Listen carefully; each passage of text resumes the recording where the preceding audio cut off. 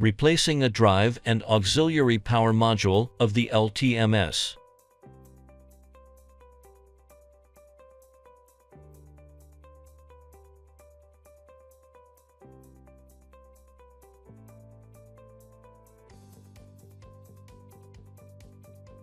Remove the protective cover from the LTMS main control module.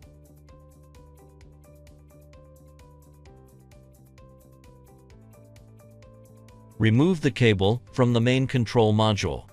Remove the fixing bracket from the LTMS main control module.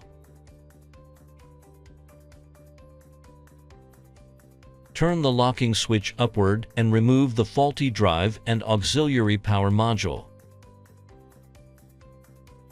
Insert and lock a new drive and auxiliary power module.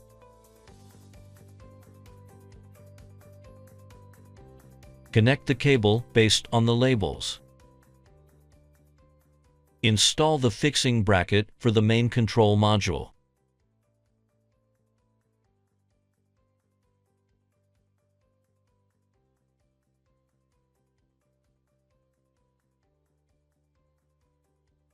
Install the protective cover for the main control module.